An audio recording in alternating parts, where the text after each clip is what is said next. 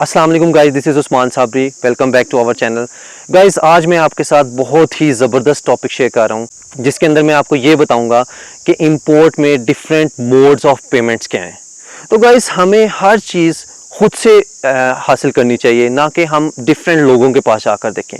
तो गाइस, सबसे पहले हमें ये जितने भी लोग हैं, जितनी भी हमारी इंडस्ट्री है जो इंपोर्ट एंड एक्सपोर्ट का बिजनेस कर रही है, तो वो खुद से क्यों नहीं रिट्रीव करते चीज़ें।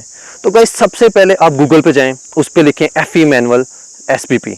तो स्टेट बैंक के जितने भी सर्कुलर्स हैं, जितने भी चैप्टर्स हैं, वो आपके सामने ओपन हो जाएंगे। आप उसमें जाएं, इंपोर्ट का जो चैप्टर है वो है 13 और एक्सपोर्ट का चैप्टर 12। गाइस, हम डिस्कस कर लेते हैं कि मोड्स ऑफ पेमेंट्स का रोल क्या है। एक्चुअली ये क्यों मोड्स ऑफ पेमेंट्स कहा गया है।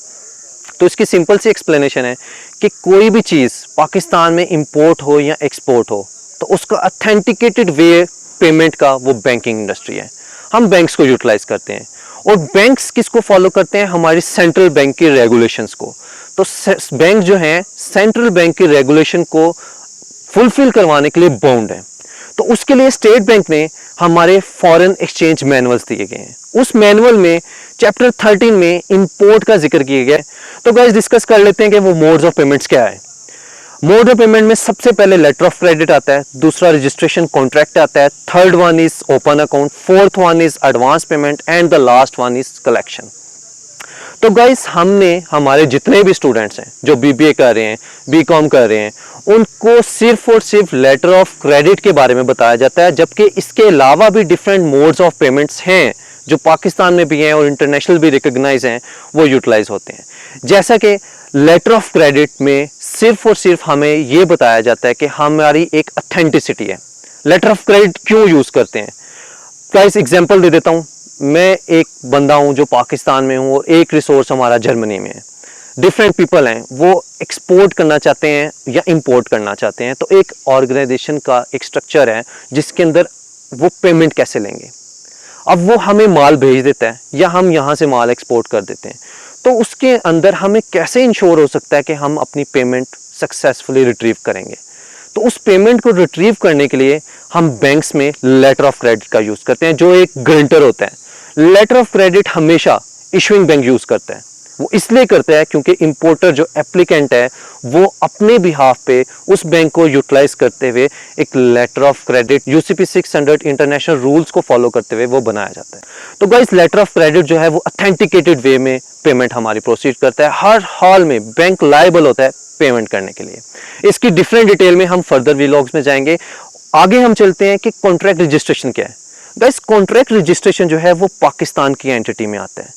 कॉन्ट्रैक्ट जो है उसके अंदर हम सारी की सारी चीज़ें, हमारा जो ड्रॉई है, मतलब कि जो हमारा जो इंपोर्टर है, उसको हमने ये डिफाइन किया होता है कि हमारी सेंट्रल बैंक की रेगुलेशन के अकॉर्डिंगली ये टर्म्स एंड कंडीशन के अकॉर्डिंगली डॉक्यूमेंट्स आएंगे तो स्मूथली ट्रांजैक्शन हो जाएगी। इसके बाद हम आगे चलते हैं तो हम कलेक्शन के बारे में जिक्र करते हैं। रजिस्ट्रेशन कॉन्ट्रैक्ट है वो भी कलेक्शन ही है, लेकिन एक उसके अंदर हम ये डिफाइन कर देते हैं कि हमारे ये डॉक्यूमेंट्स हैं, जबकि कलेक्शन में डायरेक्ट कलेक्शन भी हो सकती है। शिपिंग डॉक्यूमेंट्स डायरेक्टली बैंक के पास आ जाएं तो बैंक उसको कैसे एंटरटेन करें, तो वो कलेक्शन का सेगमेंट होता है। फिर इस तरह ओपन अकाउंट है। ओपन अकाउंट क्या है?